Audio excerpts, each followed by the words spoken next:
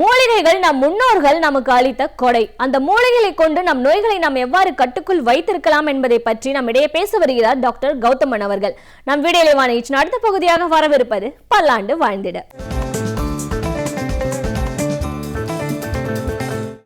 அன்பான கலைஞர் தொலைக்காட்சி நேயர்களுக்கு என்னுடைய இனிமையான காலை வணக்கங்கள். இன்றைக்கி நம்ம பார்க்கக்கூடிய தாவரத்துடைய பெயர் சீந்தில் கொடி அப்படின்னு சொல்லக்கூடிய ஒரு தாவரம். ரொம்ப அழகான இதய வடிவில் இருக்கக்கூடிய இலைகளை கொண்டு வளரக்கூடிய கொடி வகை தாவரம். இந்த தாவரத்துடைய பட்டை மற்றும் இந்த தாவரத்துடைய தண்டு பகுதி அதுதான் மருந்துக்கு அதிகமாக நம்ம பயன்படுத்துகின்ற ஒரு வழக்கம் இருக்கிறத நம்ம பார்க்குறோம். இந்த சீந்தில் கொடியுடைய முக்கியமான ஒரு மருத்துவ குணம் என்ன அப்படின்னு கேட்டிங்கன்னா, உடலில் இருக்கக்கூடிய நோய் எதிர்ப்பு சக்தியையும் உடலில் இருக்கக்கூடிய ஆன்டி ஆக்சிடென்ட்ஸையும் அதிகப்படுத்தக்கூடிய ஒரு சக்தி இந்த சீந்தில் கொடிக்கு உண்டு. பொதுவாக சீந்தில் கொடி காய்ச்சலுக்கு மிகச்சிறந்த மருந்துன்னு சொல்லுவோம். சீந்தில் கொடியிலிருந்து எடுக்கக்கூடிய ஒரு முக்கியமான மருந்துக்கு தான் அமிர்தாரிஷ்டம் அப்படின்னு பேர். அதாவது அந்த காலத்தெல்லாம் பார்த்திங்கன்னா மனிதன் உயிரிழக்கக்கூடிய மிக முக்கியமான நோய் என்னன்னு பார்த்திங்கன்னா காய்ச்சலாகத்தான் இருக்கும். அதனால தான் பார்த்திங்கன்னா காய்ச்சல் ஏற்படும் போது இந்த சீந்தில் கொடியிலிருந்து தயார் செய்யக்கூடிய அந்த ஒரு கஷாயத்தை மருந்தாக கொடுக்கின்ற ஒரு வழக்கத்தை இன்றளவும் நம்ம ஆயுர்வேத சித்த மருத்துவர்கள் செய்வதை நாம் பார்த்திருக்கலாம். இந்த சீந்தில் கொடிக்கு 100 முறை இந்த சீந்தில் கொடியை பால் சேர்த்து கொதிக்க வைத்து எடுக்கக்கூடிய ஒரு பிரயோகத்திற்கு பேர் க்ஷீர குடூச்சி அப்படின்னு பேர். குடூச்சிங்கிறது இந்த சீந்தில் கொடியுடைய சமஸ்கிருத பெயர். இந்த க்ஷீர குடூச்சியுடைய மிக முக்கியமான ஒரு குணம் என்னன்னு பார்த்திங்கன்னா, இன்றைக்கு நமக்கு அதிகமாக ஏற்படக்கூடிய மிகப்பெரிய சவால் என்னன்னு பார்த்திங்கன்னா, முட்டுகளில் ஏற்படக்கூடிய இன்ஃப்ளமேட்ரி ஜாயிண்ட் டிசீஸ் அப்படின்னு சொல்லக்கூடிய கவுட்டு சம்பந்தப்பட்ட, அதே போல் சிக்கன் குனியா சம்பந்தப்பட்ட முட்டு வலிகளுக்கு இந்த க்ஷீர குலூச்சி அப்படின்னு சொல்லக்கூடிய இது ஒரு மிகச்சிறந்த மருந்து அப்படின்னு சொல்லலாம். ஏன்னா இதில் வலியை குறைப்பதற்கான, உடலுக்கு பாதிப்பை ஏற்படுத்துவதற்கான எந்த ஒரு பிரச்சனையும் கிடையாது. ரொம்ப அழகான ஒரு மாத்திரை. இது சீந்தில் கொடியிலிருந்து செய்யக்கூடிய ஒரு முறை. ஆயுர்வேதத்தில் சில மருந்துகளை அதோட கஷாயத்தோட அதே அளவு பாலோட மீண்டும் மீண்டும் அதை ப்ராசஸ் செய்யும்போது அந்த மொத்த ப்ரிப்பரேஷனே அமிர்தமாக மாறிவிடுகிறது அப்படின்னு அர்த்தம். அமிர்தமாக மாறும்போது எல்லா விதமான நோய்களையும் தீர்க்க வல்ல ஒரு முக்கியமான மருந்து அப்படின்னு அர்த்தம். அதில் பார்த்திங்கன்னா இந்த மாதிரி தயாரிக்கக்கூடிய இந்த க்ஷீர குலூச்சின்னு சொல்லக்கூடிய இந்த ஒரு ப்ரிப்பரேஷன் முட்டுகள் சம்பந்தப்பட்ட பிரச்சனை, சிக்கன் குனியா சம்பந்தப்பட்ட பிரச்சனை, கவுட் ஆர்த்ரைட்டிஸ் சம்பந்தப்பட்ட பிரச்சனை, ஆமவாதம் அப்படின்னு சொல்லக்கூடிய முடக்குவாதம் சொல்லக்கூடிய ருமட்டாய்டு ஆர்த்ரைட்டிஸ் சம்பந்தப்பட்ட பிரச்சனை, ஆங்கிளைசிங் ஸ்பாண்டிலோசிஸ்ன்னு சொல்லக்கூடிய கழுத்துகளை பாதிக்கக்கூடிய அந்த ஒரு இன்ஃப்ளமேட்டரி ஜாயிண்ட் டிசீஸ் சம்பந்தப்பட்ட பிரச்சனை, இந்த எல்லா பிரச்சனையும் மிக வேகமாக தீர்க்கின்ற ஒரு மருந்து இந்த சீந்தில் கொடி. சீந்தில் கொடி சர்க்கரை நோய்க்கு ஒரு மிகச்சிறந்த மருந்துன்னு சொல்லலாம். குறிப்பாக சர்க்கரை நோயினால் ஏற்படுகின்ற பக்க விளைவுகள், கை கால்களில் ஏற்படுகின்ற எரிச்சல், நரம்புகளில் ஏற்படக்கூடிய பாதிப்புகள், கண்களில் ஏற்படக்கூடிய பாதிப்புகள், இதயத்தில் ஏற்படக்கூடிய பாதிப்புகள், சிறுநீரகத்தில் ஏற்படக்கூடிய பாதிப்புகள், இந்த மாதிரி ஏற்படக்கூடிய எல்லா விதமான பிரச்சனையையும் மிக வேகமாக குறைக்கின்ற, குணப்படுத்துகின்ற ஒரு சக்தி இந்த சீந்தில் கொடிக்கு உண்டு. சீந்தில் கொடியிலிருந்து அந்த தண்டிலிருந்து பதப்படுத்தி எடுக்கக்கூடிய ஒரு பவுடர், வெண்மை நிறமான சூரணத்திற்கு சீந்தில் சர்க்கரை அப்படின்னு பேர். இந்த சீந்தில் சர்க்கரை பார்த்திங்கன்னா வயிறு எரிச்சல், ஹயாட்டஸ் ஹெர்னியா, பசியின்மை, உடல் சூடு சம்பந்தப்பட்ட பிரச்சனைக்கு ஒரு மிகச்சிறந்த மருந்துன்னு சொல்லலாம். ஒரு கரண்டி இந்த சீந்தில் சர்க்கரையை ஒரு அரை டம்ளர் 100 மில்லி வெந்நீரில் கலந்து காலை ஒரு முறை, மதியம் ஒரு முறை, இரவு ஒரு முறை அப்படின்னு உணவுக்கு முன்பு சாப்பிடும்போது எவ்வளவு நாள்பட்ட, எவ்வளவு கடுமையாக இருக்கக்கூடிய அல்சர் நோயாக இருந்தாலும் அவை மறைந்து குணமாகிறத நம்ம பார்க்கலாம். அதே போல் நிறைய பேருக்கு பார்த்திங்கன்னா, பெண்களுக்கு குறிப்பாக இந்த நெஞ்செரிச்சல், மைக்ரேன், தலைவலி சம்பந்தப்பட்ட நிறைய கோளாறுகள் ஏற்படுறதை நம்ம பார்க்குறோம். இதெல்லாமே பித்தம் உடலில் அதிகமாகிறதுனால ஏற்படக்கூடிய கோளாறு. அந்த கோளாறு ஏற்படும் போது அந்த பித்தத்தை குறைப்பதற்கு மிகச்சிறந்த மருந்து இந்த செந்தில் சர்க்கரை. ஒரே ஒரு தேக்கரண்டி 1/2 டம்ளர் வெந்நீரில் கலந்து சாப்பிட்டாலே மிக வேகமாக அந்த இடத்தில் இருக்கக்கூடிய பித்தம் அடங்கிவிடும். தலைவலி, வாந்தி, உடல் பருமல், குறிப்பாக வயிற்றில் ஏற்படுகின்ற பொறுமல், காய்ச்சல், இது சம்பந்தப்பட்ட எல்லா பிரச்சனைகளுக்கும் இந்த செந்தில் சர்க்கரை ஒரு மிகச்சிறந்த மருந்து. இன்றைக்கு பார்த்திங்கன்னா டெங்கு சம்பந்தப்பட்ட காய்ச்சலும் சிக்கன்குனியா சம்பந்தப்பட்ட காய்ச்சலும் நம்ம சமூகத்தில் மிக அதிகமாக இருக்கிறத பார்க்குறோம். இதை தடுப்பதற்கு இந்த சீந்தில் கொடி ஒரு மிகச்சிறந்த மருந்துன்னு சொல்லலாம். குறிப்பாக அந்த க்ஷீரகுலூச்சின்னு சொல்லக்கூடிய அந்த சீந்தில் கொடியை 100 முறை பாலில் செய்து பதப்படுத்தி எடுக்கக்கூடிய அந்த ஒரு மாத்திரை ஒரு மிகச்சிறந்த மருந்து. இது பார்ப்பதற்கு நெய் போல இருக்கும். இப்போல்லாம் அது மாத்திரை வடிவில் கிடைக்கிறது. அந்த மாத்திரையை ஒரு நாளைக்கு காலையில் 2, இரவு 2 அப்படின்னு தொடர்ந்து சாப்பிட்டு இருந்தோம்னா நிச்சயமாக நமக்கு இந்த காலத்தில் ஏற்படக்கூடிய இன்ஃபெக்ஷியஸ் டிசீசஸ், முட்டுகளில் ஏற்படுகின்ற பாதிப்பு, தசைகளில் ஏற்படுகின்ற பாதிப்பு, அதே போல் இந்த காய்ச்சல், டெங்கு மற்றும் சிக்கன்குனியாவினால் ஏற்படக்கூடிய பாதிப்புகள், இதெல்லாம் ஏற்படாமல் உடலுடைய இம்யூனிட்டியை கொஞ்சம் இம்ப்ரூவ் பண்ணி வச்சுக்கிறதுக்கு இது மிகப்பெரிய அளவில் உதவி செய்கிறத பார்க்கலாம்.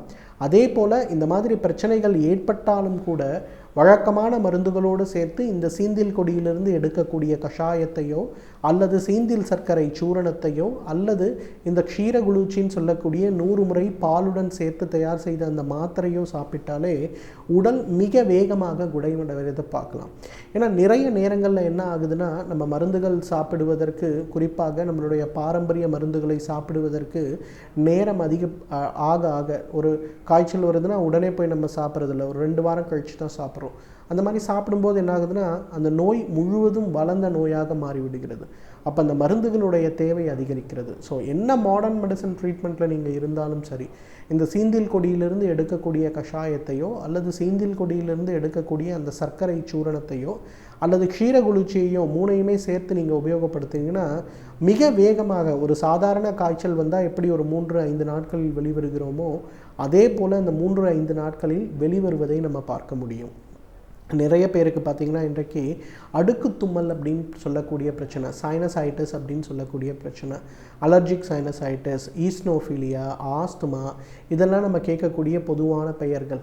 இந்த நோய்களை குணப்படுத்தக்கூடிய, இந்த நோய்களை கட்டுப்படுத்தக்கூடிய சக்தி சீந்தில் கொடிக்கு உண்டு.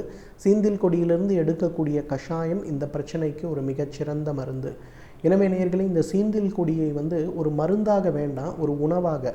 இன்றைக்கெல்லாம் க்ரீன் டீன்னு சொல்லிட்டு அந்த டீ பின்னாடி நம்ம போயிட்டுருக்கோம். அந்த மாதிரிலாம் இல்லாமல் நம்முடைய பாரம்பரிய உணவில் ஒன்றாக இந்த சீந்தில் கொடியிலிருந்து எடுக்கக்கூடிய ஒரு தேநீரை தினசரி உபயோகத்திற்கு நம்ம கொண்டு வந்தோமேயானால் நம்மாலும் பல்லாண்டு காலம் ஆரோக்கியமாக வாழ்ந்திட முடியும். நாம் வாழும் சமூகம் என்பது நன்மைகளையும் தீமைகளையும் உள்ளடக்கியவை. இவற்றில் தீமைகளை கண்டு நாம் பயந்து ஒதுங்கி விடாமல் அதில் நம்முடைய பங்களிப்பை நாம் எவ்வாறு வழங்க வேண்டும் என்பதை பற்றி நம்மிடையே பேச வருகிறார் எழுத்தாளர் மனுஷபுத்திரன் அவர்கள். நம் வீடியோ நிகழ்ச்சியின் அடுத்த பகுதியாக வரவிருப்பது தேதும் நன்றும்.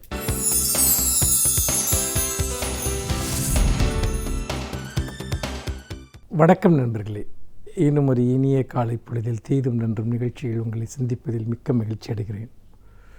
நம்முடைய நவீன வாழ்க்கை முறை மாற மாற பல்வேறு விதமான புதிய விஷயங்கள் நம்முடைய வாழ்க்கையில் வந்து விடுகின்றன. முக்கியமாக உடல் ஆரோக்கியம், உடல் அழகு, தோற்றங்கள் தொடர்பான விஷயங்கள் இன்றைக்கு ஒரு மிகப்பெரிய ஒரு வர்த்தகமாக, இண்டஸ்ட்ரியாக இன்றைக்கு வளர்ச்சி பெற்றிருக்கிறது. பல்லாயிரம் கோடி ரூபாய் பணம் இந்த உடல் அழகு சாதனங்கள் அல்லது உடல் அழகு சார்ந்த மையங்களில் புரள்வதாக சுட்டி காட்டுகிறார்கள். குறிப்பாக அழகு சாதன பொருள்கள் அல்லது அழகுக்கு பயிற்சி மையங்கள், உடற்பயிற்சி மையங்கள், இப்படியான பல்வேறு விதமான அமைப்புகள் இன்றைக்கு செயல்பட்டு கொண்டிருக்கின்றன. ஸ்பா என்று சொல்லக்கூடிய இந்த அழகு சிகிச்சை நிலையங்கள் அல்லது மசாஜ் சென்டர்கள், இது போன்ற விஷயங்கள் எல்லாம் இன்றைக்கு மூளை முடுக்குகள் எல்லாம் பரவிவிட்டதை நாம் பார்க்கிறோம். மனிதர்கள் தங்களுடைய ஊடக வளர்ச்சிகளின் காரணமாகவும் தங்களை எப்படி வைத்துக்கொள்ள வேண்டும் என்று தொடர்ந்து அறிவுறுத்தப்படுகிற பல்வேறு பிம்பம் சார்ந்த ஒரு ஆதிக்கம் காரணமாகவும் தொடர்ச்சியாக தங்களுடைய அழகு குறித்த அதீதமான ஒரு விழிப்புணர்ச்சியும் பதட்டமும் கொண்டவர்களாக மாறியிருக்கிறார்கள். தொடர்ந்து தங்களை சீர்மைப்படுத்திக் கொள்வதற்காக தங்களுடைய அன்றாட செலவினங்களில் ஒரு பெரிய அளவிற்கான ஒரு தொகையையும் கூட அவர்கள் தொடர்ந்து செலவிடுகிறார்கள் என்பதை நாம் பார்க்க முடிகிறது. இப்படி அழகு மற்றும் ஆரோக்கியம் தொடர்பாக ஏற்பட்டிருக்கக்கூடிய இந்த ஒரு மிகப்பெரிய அளவிற்கான ஒரு மக்களுடைய மனதில் ஏற்பட்டிருக்கக்கூடிய உணர்வுகள் காரணமாக அவற்றை ஒரு வர்த்தகமாக மாற்றிக்கொள்வதற்கு அல்லது அவற்றை ஒரு ஆதாயம் ஈட்டக்கூடிய ஒரு விஷயமாக மாற்றிக்கொள்வதற்கு இங்கு பல அமைப்புகள், பல நிறுவனங்கள் செயல்பட தொடங்கி இருக்கின்றன. அவற்றில் இருக்கக்கூடியவர்கள் முறையாக பயிற்சி பெற்றவர்களா இல்லையா, அங்கு முறையான காரியங்கள் தான் நடைபெறுகிறதா என்பதெல்லாம் இன்றைக்கு கேள்விக்குறியாக இருக்கிறது. இந்த தொழிலை நேர்மையாக, முறையாக அல்லது முறையாக பயிற்சி பெற்றவர்களை கொண்டு நடத்தக்கூடிய சில நிறுவனங்கள் இருக்கின்றன. ஆனால் புற்றீசல் போல முளைக்கும் பல நிறுவனங்கள், புதிதான பெயர்களில் உருவாகக்கூடிய இந்த நிறுவனங்கள் என்பது பல்வேறு வகைகளில் மனிதர்களை ஈர்ப்பதற்கும் அவர்களுடைய பலவீனங்களை பயன்படுத்தி பொருள் ஏற்றுவதற்கும் அதன் வழியாக அவர்களுக்கு ஒரு மிகப்பெரிய ஒரு ஆபத்தை ஏற்படுத்துவதற்கும் இந்த நிறுவனங்கள் தொடர்ந்து முயற்சிக்கின்றன என்பதை தொடர்ந்து வரக்கூடிய பல செய்திகள் சுட்டி காட்டுகின்றன. முக்கியமாக இந்த அழகு சாதன நிலையங்களில் செய்யப்படுகிற சில சிகிச்சைகள், முக்கியமாக செயற்கையாக இந்த முடி மாற்று சிகிச்சை, தலையில் வழுக்கை விழுவது என்பதை இன்றைக்கு ஒரு மிகப்பெரிய ஒரு பிரச்சனையாக நிறைய பேர் நினைக்கிறார்கள். அதற்காக செயற்கை முறையில் அந்த முடியை பதியமிடக்கூடிய அந்த சிகிச்சை முறை என்பது மிக மிக ஆபத்தான ஒன்று என்று தொடர்ந்து மருத்துவர்கள் சுட்டிக்காட்டுகிறார்கள். ஏனென்றால் அப்படி செயற்கையாக நீங்கள் அதில் முடிகளை நடுகிற போது தலையில் சீல் ஏற்பட்டு உயிருக்கே ஆபத்து ஏற்படக்கூடிய ஒரு நிலை ஏற்படும் என்பதையும் அவர்கள் சுட்டிக்காட்டுகிறார்கள். பலர் அப்படி நீண்ட கால நோயாளிகளாக மாறியது மட்டுமல்ல, சிலர் உயிரிழந்த சம்பவங்கள் கூட நடந்திருக்கின்றன. கடந்த ஆண்டிலே கூட ஒருவர் அப்படி சென்னையில் இறந்து போனதை ஒட்டி ஒரு பெரிய சர்ச்சை என்பது வெடித்தது. அதே போல் நிறைய இந்த மசாஜ் சென்டர்கள் அவை சில இடங்களில் ஒரு பாலியல் தொழிலுக்கான கேந்திரங்களாக செயல்படுகின்றன என்கிற ஒரு குற்றச்சாட்டுகள் தொடர்ந்து ஊடகங்களில் வெளிவந்து கொண்டிருக்கின்றன.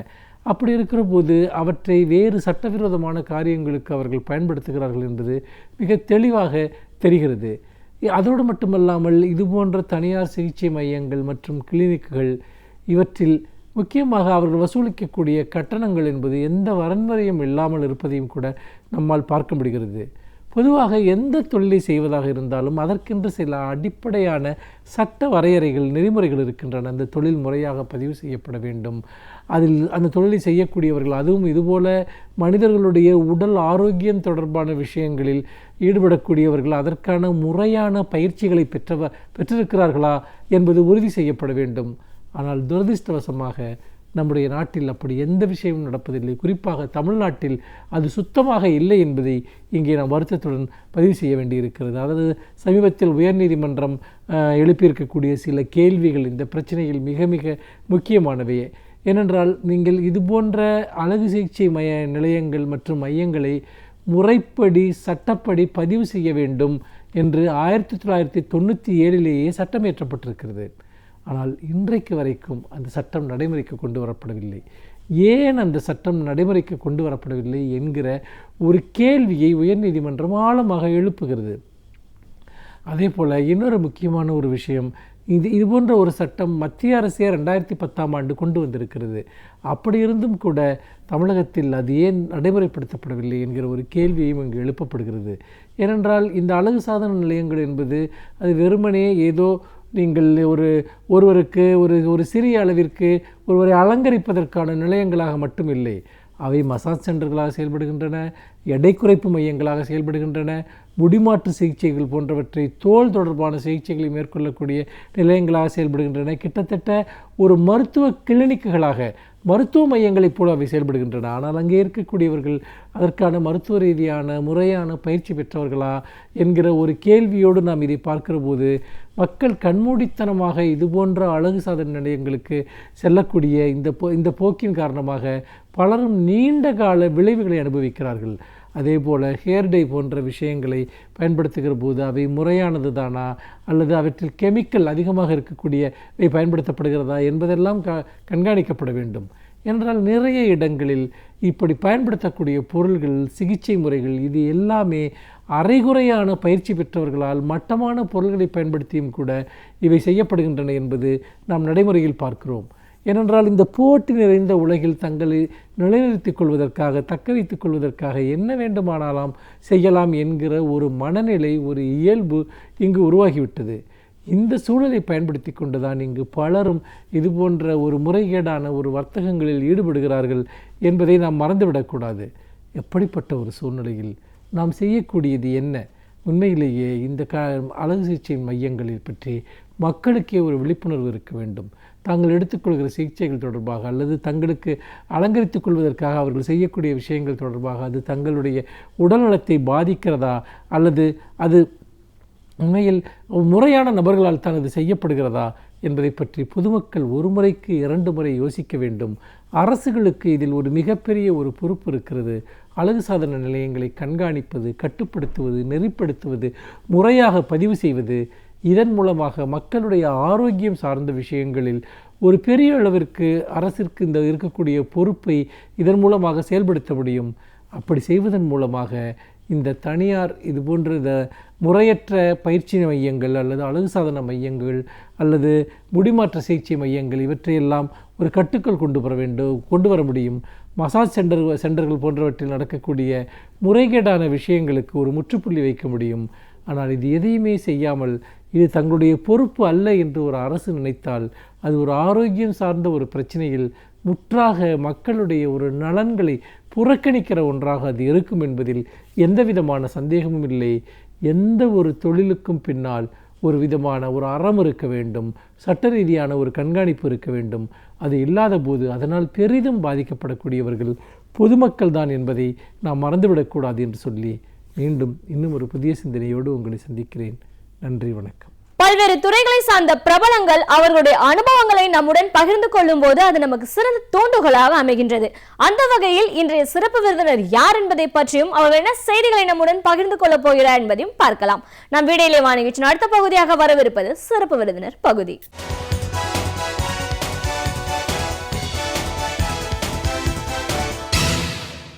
வணக்கம் நேயர்களே, விடியலை வானிகழ்ச்சியின் சிறப்பு விருந்தினருக்கான நேரம் இது. இன்றைய சிறப்பு விருந்தினர் தோட்டக்கலை வல்லுநர் திரு பி. கண்ணையா.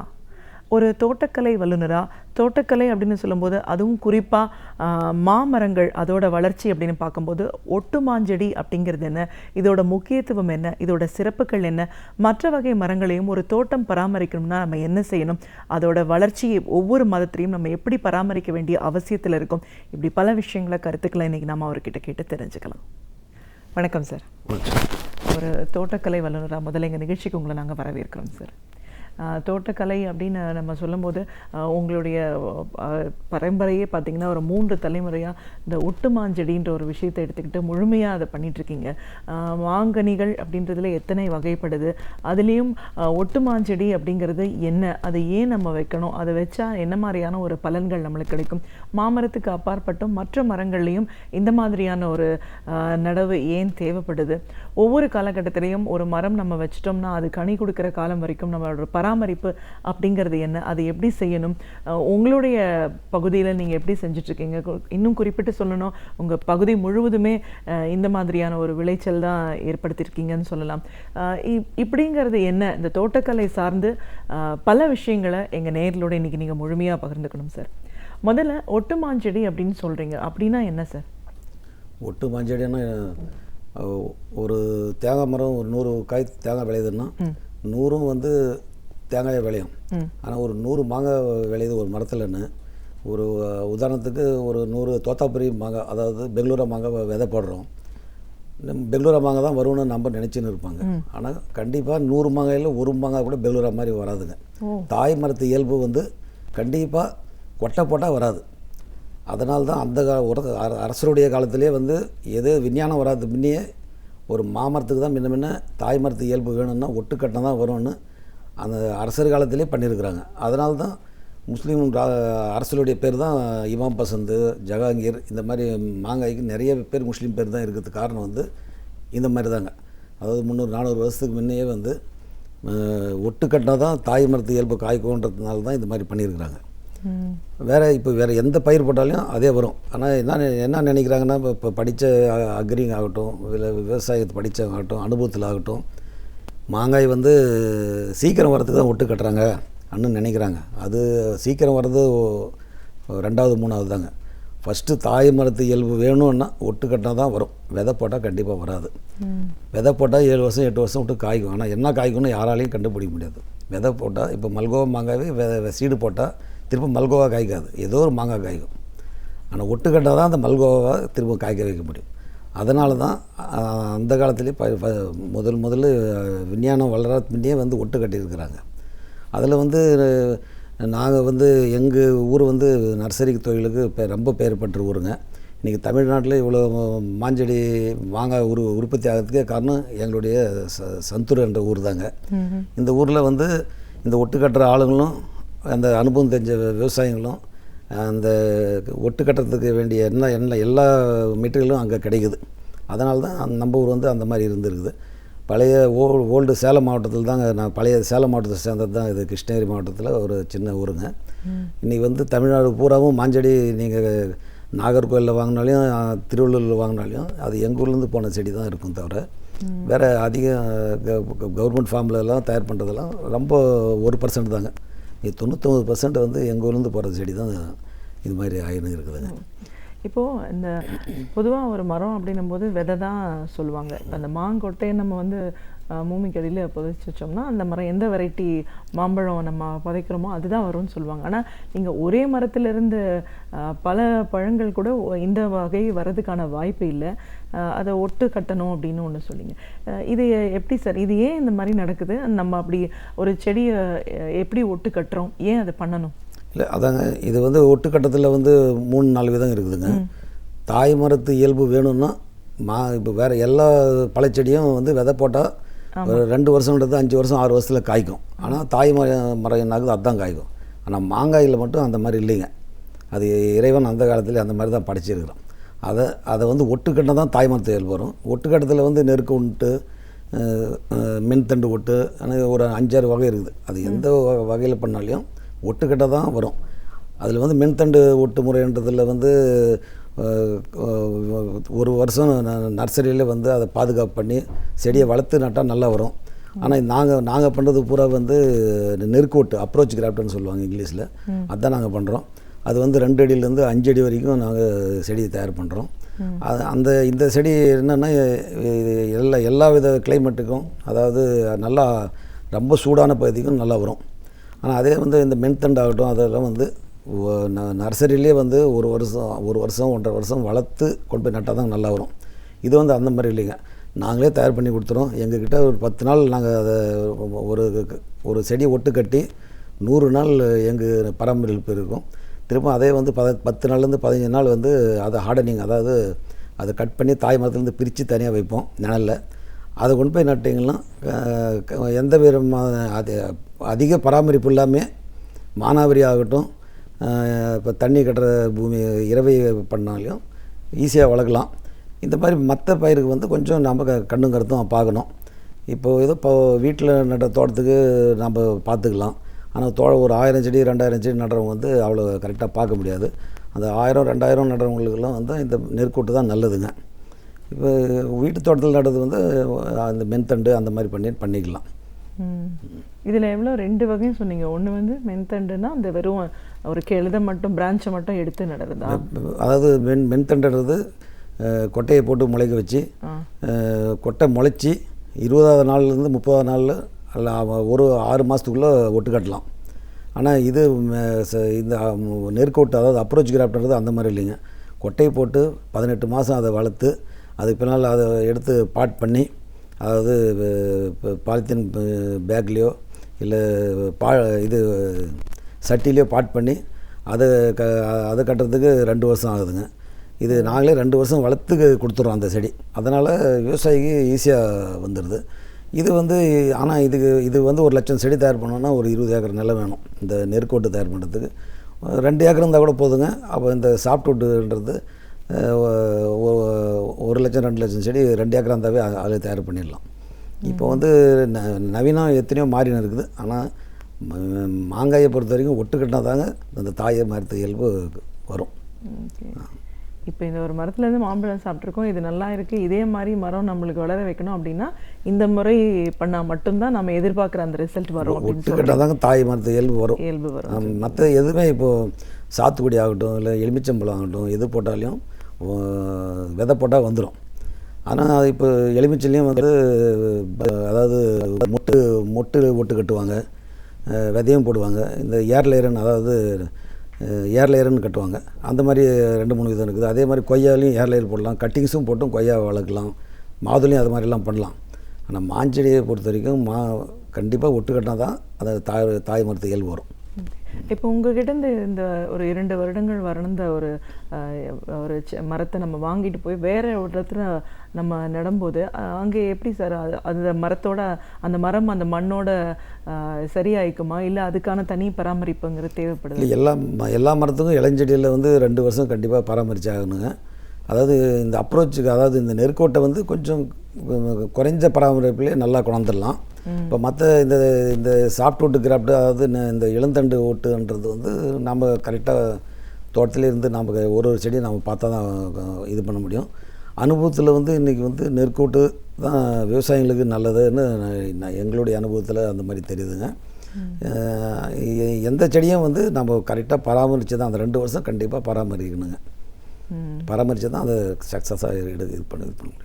மாம்பழம் அப்படின்னு சொல்லும்போது நிறைய வகைப்படுது. நீங்களே சொன்னீங்க ஒவ்வொரு அந்த மன்னர் காலத்துலேருந்தே அதுக்கான பெயர் அப்படின்னு. இன்றைக்கி நமக்கு தெரிஞ்ச ஒரு 10-15 வகை மாம்பழங்கள் இருக்குது அப்படின்னு சொல்லலாம். ஆனால் இன்னும் இதையும் தாண்டி நிறைய வெரைட்டிஸ் இருக்குங்களா? இந்தியா லெவலில் ஒரு 3000 வெரைட்டி இருக்குதுன்னு சொல்கிறாங்க. நான் எங்கள் நர்சரியில் வந்து நாங்கள் 30 வெரைட்டி மேலே வச்சுருக்குறோங்க. ஆனால் 30 வெரைட்டினாலையும் இப்போ மாநிலத்துக்கு மாநிலம் வந்து மாறுபடுதுங்க. இப்போ நம்ம தமிழ்நாடை பொறுத்த வரைக்கும் ஒரு 8 வெரைட்டி பாப்புலராக நல்லா போயின்னு இருக்குதுங்க. அந்த 8 வெரைட்டிலேயே நம்ம தோட்டத்தில் எங்களுக்கு வேணும்னா விரும்புகிற விவசாயி வந்து ஒரு 20-30 வெரைட்டி நட்டுக்கலாம். நான் வியாபாரத்துக்குன்னு வந்தால் ஒரு 8 வெரைட்டி தான் நல்லா போகுது. அதாவது மாம்பழம் சாப்பிட்றதுக்குன்னு ஒரு இருக்குது. அதே வந்து இந்த மாம்பழ கூழ் தொழிற்சாலைக்குன்னு இருக்குது. இந்த மாம்பழ கூழ் தொழிற்சாலைக்குன்றது ஒரு அல்பான்சா, இந்த தோத்தாபுரி அதாவது பெங்களூரா, நீலம், இந்த செந்துராலாம் கூழ் தொழிற்சாலைக்கு எடுக்கிறாங்க. இமாம் பசந்து, மல்கோவா, இந்த நடுசாலை, அல்ஃபான்சா இதெல்லாம் சாப்பிட்றதுக்கு நல்லா இருக்குங்க. இப்போ இருக்கிறதுல வந்து இமாம் பசந்துன்ற ஒரு ரகம் வந்து ரொம்ப பழைய வெரைட்டி தான், பேரே பாருங்கள் இமாம்னு வருது. அந்த மாங்காயை பொறுத்த வரைக்கும் பச்சை காயும் நல்லாயிருக்கும், பழமும் நல்லாயிருக்கும். மாங்காய் என்ன நினைக்குவாங்க எல்லா மக்களும், எந்த புளிப்பு அதிகமாக இருக்கிற மாங்காய் தான் ரொம்ப இனிப்பாக இருக்குன்னு சொல்லுவாங்க. ஆனால் இந்த இமாம் பசந்தை பொறுத்த வரைக்கும் இப்போ புளிப்புத்தன்மையே சுத்தமாக இல்லாத மாங்காய், ஆனால் இருக்கிறதுலே ரொம்ப இனிப்பான மாங்காய். வெட்டி வச்சா இந்த மைசூர் பாக்கு மாதிரி அப்படியே நிற்குங்க. வேறு எந்த மாங்காயும் வந்து மாம்பழம்னா இப்போ அல்ஃபான்ஸ் ஆகட்டும், இந்த நடுசால் ஆகட்டும், மல்கோவா ஆகட்டும், உங்களுக்கு 80% 90% விளைஞ்ச பின்னால் தான் அறுத்தா அது இனிக்கும். ஆனால் இந்த இமாம் பசந்தை பொறுத்த வரைக்கும் ஒரு 50-60% விளைஞ்சால் கூட போதுங்க, அந்த இனிப்புத்தன்மை நல்லா வந்துடும். அதனால் இருக்கிறதுலே இப்போ இன்றைக்கி வந்து தமிழ்லேயே ரொம்ப பழைய வெரைட்டி. இதை டெவலப் பண்ணாவே இன்னும் மக்களுக்கு சாப்பிட்றதுக்கு கிடைக்கலைங்க. இப்போ தான் ஒரு 4-5 வருஷமாக அதிகம் இம்ப்ரூவ் ஆகின்னு வருது. வருங்காலத்தில் இன்றைக்கி இருக்கிற மாங்காயிலே அதிகமாக விலை விற்கிறது இமாம் பசந்த் தாங்க. ஒரு கிலோ வந்து 75 ரூபாயிலேருந்து 150 ரூபா வரைக்கும் விற்கிது. ஒரு மாங்காயே வந்து 750 கிராம் 800 கிராம் 1000 1 கிலோ வரைக்கும் வருங்க. அதனால் வருங்காலம் வந்து ரொம்ப நல்லா இருக்குது. அதே மாதிரி நம்ம தமிழ்நாடு பூராவே தெரிஞ்ச வெரைட்டி வந்து பெங்களூர், அதாவது கிளிமொக்குன்னு சொல்லுவாங்க, தோத்தாபுரின்னு சொல்லுவாங்க. இந்த மாங்காய் வந்து நம்ம ஆதி காலத்து மாங்காய் தாங்க. இதுவும் வந்து நீங்கள் கிளைமேட் எப்படி இருந்தாலையும், எவ்வளோ நல்ல மண் இருந்தாலையும் நல்லா வரும், எவ்வளோ மோசமான மண் இருந்தாலும் நல்லா வரும். அது அந்த காலத்துலேயே நம்ம தமிழ்நாடு பூராவே பரவலாக எல்லா இடத்துலையும், மதுரையில், திண்டுக்கல், நாகர்கோவில்லையும் இருக்குது. இதே இப்போது திருவள்ளூர் டிஸ்ட்ரிக்ட்லேயும் விளையுது. கிருஷ்ணகிரி மாவட்டத்துலேயும் இன்றைக்கி மேஜராக அதுதான் விளையுது. ஏன்னா பல்ப்பு தொழிற்சாலைக்கு விலை கம்மியாக கிடைக்கும்னு சொல்லுவாங்க. ஆனால் ஒரு மரத்தில் வந்து மினிமம் 300 கிலோலேருந்து 1 டன் வர முறைலாம் இருக்குதுங்க. அதனால் இந்த மரம்னு இல்லை, நம்மளுடைய பார்வை நம்மக்கிட்ட இருக்கிற தண்ணீர் வசதியை வச்சு நம்ம டெவலப் பண்ணலாம். ரெண்டாவது இப்போ வந்துங்க மாங்காய் வந்து குறிப்பிட்ட காலம் மே ஜூன் ஜூலையில் தான் மாங்காய் கிடைக்கும், பழம் கிடைக்கும், மாங்காய் கிடைக்கும்னு இருப்பாங்க. இப்போல்லாம் காலம் வந்து இப்போ ஒரு 3-4 வருஷமாக ரொம்ப மாறி போச்சு.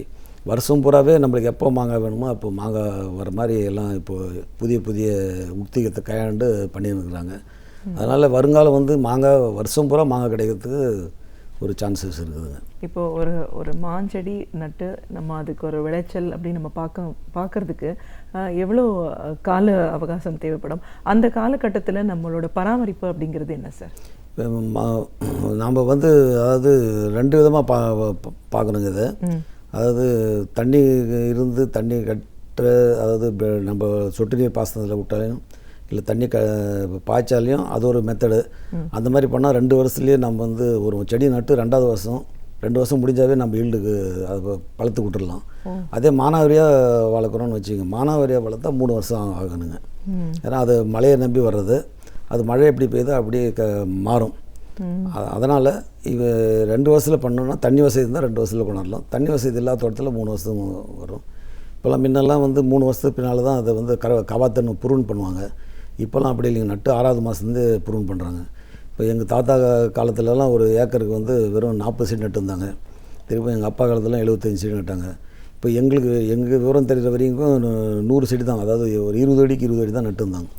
ஆனால் இப்போது ஒரு 5 வருஷமாக ரொம்ப மாறி போச்சுங்க.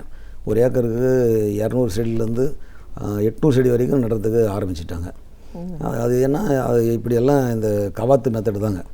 அதாவது நட்டு 3வது மாதத்துலேருந்து கவாத்து பண்ணி 2 வருஷத்துக்குள்ளே 4 கவாத்து பண்ணி விட்டால் வருஷம் நம்ம ஈல்டு மாங்காய் அறுக்கிற மாதிரிலாம் வந்துருச்சு இப்போ. அதாவது ஒரு ஏக்கருக்கு வந்து 4 டன் மகசூல் வரணும்னா 8 வருஷம் பொறுத்துன்னு இருக்கணும். இப்போ வந்து அந்த மாதிரி 4 டன், அதாவது பாசன வசதி இருக்கிற இடத்துல 4 டன் வந்து 4வது வருஷமே நம்ம ஈல்டு எடுக்கலாம். அந்த மாதிரி மெத்தடெல்லாம் இப்போ நிறையா மாறி வந்துருச்சுங்க. ஸோ இப்போ இந்த 4 வருஷம் அந்த ஈல்டு எடுக்கிற பீரியட் வரும்போது இப்போ நிறைய இடங்கள்ல நம்ம பார்க்குறோம் இந்த மாதிரியான நோய் தாக்குது, இந்த பூக்கிற காலத்தில் பிரச்சனை இருக்குது, கனி கிடைக்கிற நேரத்தில் இந்த பிரச்சனை இருக்குதுன்னு பார்க்குறோம். இப்போ இந்த மெயின்டெனன்ஸ் அப்படின்னு வரும்போது ஒரு தோட்டமாக எடுத்து அதை ஒரு கமர்ஷியலாக பண்ணுறவங்க என்ன பண்ணணும் சார்? கமர்ஷியலாக பண்ணுறது இன்னும் இல்லைங்க. அதாவது ஆர்கானிக்காக பண்ணுறவங்களும் இருக்கிறாங்க, இன்ஆர்கானிக்கான அதாவது மருந்தடித்து பண்ணுறவங்களும் இருக்கிறாங்க. மருந்தடித்து பண்ணால் அதாவது நவம்பர் டிசம்பர் இந்த மாதத்தில் பூ அரும்பு வரும். அந்த அரும்பு வர நேரத்தில் கண்டிப்பாக மருந்து அடிக்கணுங்க. அந்த மருந்து அடிக்காத விட தோட்டத்தில் தான் அந்த மாந்தோட்டம், அந்த இலை, அந்த பூவெல்லாம் கருப்பாயின்னு பிஞ்சு மேலேயும் அந்த கருப்பு இருக்கும். அந்த மாங்காய் விளையிறப்ப பார்த்தாலே அந்த கருப்பு ஒட்டின்னு இருக்கும். அது வராத பண்ணோன்னா மாங்காய் அரும்பு வர்றப்பே அதுக்கு மருந்து அடிக்கணும். அப்படியே நம்ம ஆர்கானிக்காக பண்ணுறோன்னு வச்சுக்கோங்க, அதுக்கு வந்து கண்டிப்பாக அந்த நவம்பர் டிசம்பர் ஜனவரியில் வந்து 20 நாளைக்கு 15 நாள்லேருந்து 20 நாளைக்குள்ளே ஒரு அவங்க இதுக்கு தகுந்த மாதிரி மருந்து அடிக்கணுங்க. மருந்து அடித்தா தான் அதை வந்து வருஷம் நம்ம வந்து கரெக்டாக இது பண்ண முடியும். அதே மாதிரி மாங்காய் முடிஞ்சதுமே நம்ம கவாத்து பண்ணிடணும். வருஷம் கவாத்து பண்ணால் அப்படியே இயற்கையாக விட்டால் வந்து ஒரு மரத்தில் வந்து ஒரு 100 கிலோ வருதுன்னா ஒரு 30லேருந்து 35 கிலோ தான் உங்களுக்கு நல்ல ஃபஸ்ட் குவாலிட்டி மாங்காய் கிடைக்கும். ஆனால் இந்த மாதிரி புருண் பண்ணி கவாத்து பண்ணுற தோட்டத்தில் பார்த்திங்கன்னா உங்களுக்கு 70லேருந்து 80% ஃபஸ்ட் குவாலிட்டி மாங்காய் கிடைக்கும். நம்மளுக்கு செலவு வந்து இதுக்கும் வந்து அதிகமாக செலவு ஆக போகிறது இல்லைங்க. அதனால் ப்ரூனிங் பண்ணுற மெத்தடில் பண்ணிங்கன்னா தான் மாந்தோட்டத்துக்கு நல்லது. ஓகே, இந்த ப்ரூனிங் மெத்தடுன்றது எப்படி சார்? ஒரு தடவை அந்த மகசூலுக்கு எடுத்து முடித்த உடனே அந்த ஃபார்மர்ஸ் அதை பண்ண ஆரம்பிச்சிடலாமா எப்படி? இல்லை, அதாங்க செடி நட்டதுமே இப்போ ஆரம்பிக்கிறாங்க. ஆமாம், செடி நட்டதுமே 2வது வருஷம் 2 வருஷத்துலேயே 4 வாட்டி ப்ரூன் பண்ணணும். அதுக்கு பின்னால் மாங்காய் அறுத்து முடிச்ச பின்னால் வருஷம் பண்ணால் போதும். ஆனால் இத்தனை வருஷம் இப்போ இந்த ஏக்கருக்கு 100 செடி நடுறதெல்லாம் அவங்க ப்ரூன் பண்ணணும்னு சொல்லுவாங்க தவிர சும்மா அடியில் இருக்கிற கிளையை மட்டும் தான் எடுத்துருந்தாங்க. இப்போ அப்படி இல்லைங்க, ஒரு கிளையிலையும் வந்து 3 கிளையை விட்டுட்டு 2 கிளை 3 கிளை எடுக்கணும். அதாவது சூரிய ஒளி காற்றோட்டம் வந்து செடி பூராவும் நல்லா படர்ன மாதிரி படர்ந்தால் தான் அடியிலேருந்து நுனி வரைக்கும் ஒரே மாதிரி காய்க்குது. ஆனால் இந்த மாதிரி பராமரிப்பு இல்லாத தோட்டத்தில் பார்த்திங்கன்னா உங்களுக்கு வந்து நுனிய கிளையிலெல்லாம் மாங்காய் இருக்காதுங்க, சும்மா ரவுண்டாக சைடில் மட்டும் தான் மாங்காய் இருக்கும். ஆனால் அந்த மாதிரி இருக்கிற மாங்காய் கூட உங்களுக்கு வந்து தரம் இல்லாத மாங்காய் தான் ஜாஸ்தியாக இருக்கும், தரமாகிற மாங்காய் கம்மியாக இருக்கும். அதாவது நான் குறைஞ்ச பராமரிப்பில் நல்ல மகசூல் கொண்டோம்னா இது ப்ரூன் பண்ணியே தான் ஆகணுங்க. ஒரு சின்ன இடம் ஒருத்தருக்கு இருக்குது, ஒரு ஏக்கர் இடம் வச்சுருக்காங்க, இது ஒரு தோட்டக்கலைக்காக நம்ம அதை தொழிலை எடுத்து பண்ணணும் அப்படின்னு நினைக்கிறாங்கன்னு வச்சுக்கோங்க. இந்த மாதிரி ஒரு மாந்தோட்டம் வைக்கணும் அப்படின்னா அவங்க என்ன செய்யணும் சார்? அதாங்க இப்போ பெரிய தோட்டம் வச்சா நம்ம என்ன மார்க்கெட்டில் நல்லா போதோ அது மாதிரி பண்ணிக்கலாம். இப்போ இந்த மாதிரி 1 ஏக்கரா 1/2 ஏக்கரா வீட்டு தோட்டம் வைக்கிறவங்க வந்து நம்ம நல்ல வெரைட்டி எது வீட்டுக்கு யூஸ் ஆகிற மாதிரின்னு பார்த்துட்டு ஒரு 8 வெரைட்டி 9 வெரைட்டி ஒரு வெரைட்டிக்கு 2 செடி 3 செடி இந்த மாதிரி நட்டு பராமரிக்கலாங்க.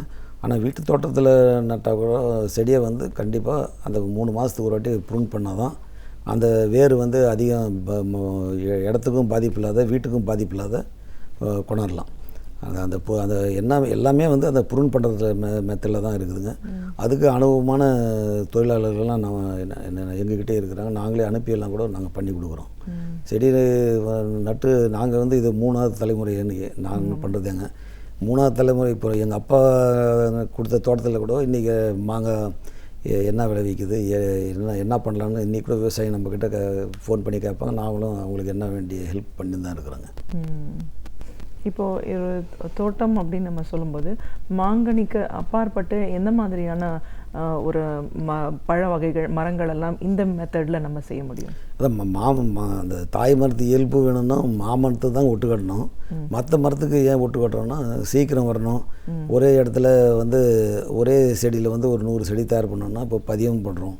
அதே வந்து ஒன்று நுனி அதாவது பட் பிளான்ட்னு சொல்லுவாங்க. நுனியை எடுத்து அதை நாற்றுல வச்சு கட்டுறது, அது ஒரு மெத்தடு இருக்குது. அது 3-4 விதமாக அந்த ஏர் லேயர்னு சொல்லுவோம். அது அந்த மாதிரி ஒரு 4-5 மெத்தடு இருக்குதுங்க. எல்லாமே வந்து சீக்கிரம் வர்றது தான் அது மெயின். ரெண்டாவது ஒரே தாய் மரத்துலேருந்து ஒரு 200 செடி 300 செடி 500 செடி இந்த மாதிரி தயார் பண்ணலாம். அதுக்கோசரம் தான் அந்த மாதிரி எல்லாம் பண்ணின்னுக்கிறோம். நாங்கள் வந்து வெறும் மாவு மட்டும் இல்லைங்க, சப்போட்டா, கொய்யா, மாதுளை, நெல்லி, பெருநெல்லி இதெல்லாம் கூட நாங்கள் தயார் பண்ணிட்டு தான் இருக்கிறோங்க. நம்ம தமிழ்நாடு ஒன்றும் இல்லைங்க, கேரளா, கர்நாடகா, மகாராஷ்டிரா, குஜராத், ஆந்திராக்கெலாம் நாங்கள் செடியாக எங்கள் ஊர்லேருந்து செடி நிறையா போயின்னு தான் இருக்குதுங்க. ஓகே, அதான் இப்போ கேட்கணும். இப்போ இது நம்ம ஊரில் மட்டும் இருக்கா? இப்போ இந்தியா ஃபுல்லாக மற்ற இடங்கள்லையும் இதே மாதிரியான ஒரு மெத்தட்? ஏன்னா ஒரு இடத்துலையும் இந்த கிளைமேட் வேரி ஆகலாம்னு சொல்லலாம், மழை இது மாறுபடுத்து நம்ம பார்க்குறோம். இதை எப்படி சார் எஜுகேட் பண்ணுறீங்க எல்லா இடத்துல இருக்கு? இல்லை, அதாங்க எங்கள் ஊரில் வந்து இந்த அப்ரோச் கிராட், அதாவது நெற்கோட்டத்தை பண்ணுற தொழிலாளர்கள் நிறைய பேர் இருக்கிறாங்க. எங்களுக்கு வந்து அது பரம்பரையாக இங்கே எல்லா ஆளுங்களும் அதை பார்த்து அவங்க பழகிக்கிறாங்க. அதனால் எங்கள் ஊரில் அது அதிகமாக இருக்குது. அதே இப்போ மகாராஷ்டிரா, குஜராத்தில், இப்போ அதே ஆந்திராவிலலாம் பண்ணுறது அவங்க வந்து இந்த சாஃப்ட்வுட் கிராஃப்ட் தான் அதிகமாக பண்ணுறாங்க. அதிகம் பண்ணி அவங்க வந்து அதே மாதிரி 1 வருஷம் 1.5 வருஷம் 2 வருஷம் வளர்த்து அந்த 1 வருஷத்துக்கு தகுந்த மாதிரி விலையை நிர்ணயம் பண்ணி விற்கிறாங்க. இப்போ நம்ம ஊரில் அந்த மாதிரி இல்லைங்க. அந்த எல்லா ஏன்னா ஒரே மாதிரி பண்ணுறதுனால எல்லா வருஷமும் ஒரே மாதிரி விலை தான் பின்ன இருக்கும். அதாவது நல்ல மழை பெஞ்சு நல்ல இருந்தால் அதிகமாக செடி காய்க்கிறப்போ விலை கொஞ்சம் ஜாஸ்தியாகும். மழை கொஞ்சம் கம்மியாக இருப்போ செடி கொஞ்சம் விலை கம்மியாக கிடைக்கும். அதே மாதிரி இந்த ஜூன் மாதத்துலேருந்து டிசம்பர் மாதம் வரைக்கும் எப்பவுமே கொஞ்சம் விலை அதிகமாக இருக்கும். டிசம்பர்லேருந்து கொஞ்சம் விலை கம்மியாகுங்க. எந்த வருஷம் நல்ல மழை பெய்யுதோ அந்த வருஷம் நல்லா போகும். அதே மாதிரி எந்த வருஷம் எந்த பழம் நல்லா விற்குதோ அந்த செடியை அதிகமாக விரும்பி கேட்பாங்க. இப்போ நம்ம ஊரில் எப்படி மாஞ்செடி இருக்குதோ அதே மாதிரி இந்த பழனி ஏரியாவில் பார்த்திங்கன்னா கொய்யாப்பழம் நிறையா விரும்பி நடுவாங்க. இப்போ அந்த ஊருக்கெல்லாம் இப்போ எங்கூர்லேருந்து தான் கொய்யா செடி அனுப்புகிறோம். இப்போ பழனி ஏரியாவில் பார்த்திங்கன்னா இப்படி கிருஷ்ணகிரி மாவட்டம் எப்படி மாவட்டம்னு சொல்கிறோமோ அது மாதிரி அது பழனி ஏரியா வந்து கொய்யா மாவட்டங்க. வருஷம் பூரா கொய்யாப்பழம் கிடைக்கும். அந்த ஊருக்கும் எங்கூர்லேருந்து தாங்க கொய்யா பதியம் செடி அனுப்புகிறோம் நம்ம. இப்போது எதிர்கால இந்தியா அப்படின்னு நம்ம பார்க்கும்பொழுது பொதுவாக விவசாயம், அதுவும் குறிப்பாக இந்த தோட்டக்கலை அப்படின்னு சொல்லும்போது இதோட வளர்ச்சி எப்படி இருக்கும்னு நீங்கள் பார்க்குறீங்க?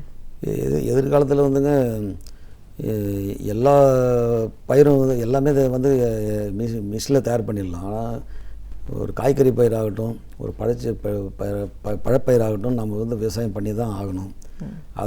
அதனால் இப்போ வந்து எல்லா பொருளுமே வந்து இப்போது 3 வருஷமாக பார்த்திங்கன்னா உங்களுக்கு பழம் ஆகட்டும் காய்கறி ஆகட்டும் ஒரே ஒரு நல்ல விலையை விற்றுன்னு இருக்குது.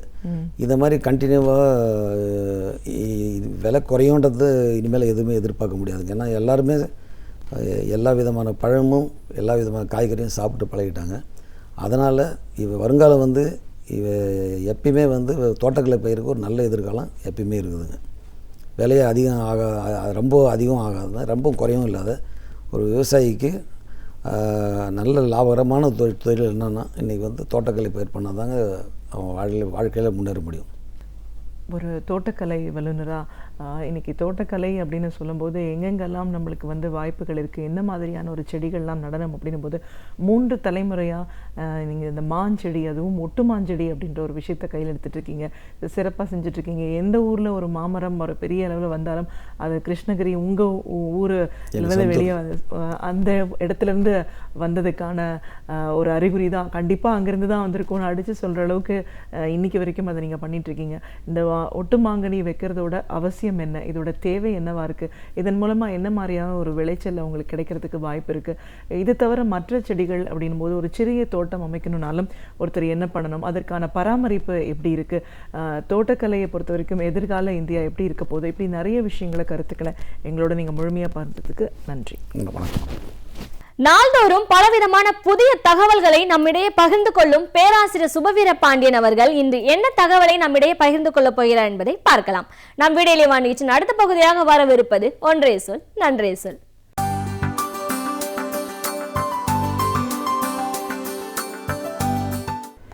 அனைவருக்கும் என் அன்பு வணக்கம். இன்றைக்கு மெக்காலேயின் கல்வி என்கிற தொடர் அடிக்கடி பயன்படுகிறது. பல்வேறு விதமான கல்விக் கொள்கைகள் வருகிற போது இந்த மெக்காலேயின் கல்விக் கொள்கையை இனிமேலுமா நான் வைத்து கொண்டிருக்க வேண்டும் என்னும் கேள்வியை பலரும் எழுப்புகிறார்கள். இந்த மெக்காலே கல்வி முறைதான் நம்மை குமாஸ்தாக்களாக ஆக்கிவிட்டது என்று குற்றம் சாட்டுகிறார்கள். உண்மைதான். மெக்காலே கல்வி முறை நம்மை குமாஸ்தாக்களாகத்தான் ஆக்கிற்று. ஆனால் பெரிய அதிகாரிகளாக இருந்த நம்மை கீழ் இறக்கி குமாஸ்தாக்களாக அது ஆக்கவில்லை. அடிமைகளாக கிடந்த நம்மை குறைந்தபட்சம் குமாஸ்தாக்களாகவாவது ஆக்கிற்று என்பதுதான் அதற்குள்ளே இருக்கிற கல்வி அரசியல். மெக்காலேயினுடைய கல்வி இல்லை என்றால் நாம் அடிமைகளாகத்தான் கிடந்திருப்போம். எனவே இந்த மெக்காலே கல்வி என்பதற்கான பின்புலம் என்ன, எப்படி அந்நிய நாடுகள் நம் நாட்டிற்குள்ளே வந்து எதற்காக இந்த கல்வி கதவுகளை திறந்தன என்பதை, அந்த வரலாற்று செய்திகளை நாம் மிக மேலோட்டமாகவாவது பகிர்ந்து கொள்ள வேண்டும்.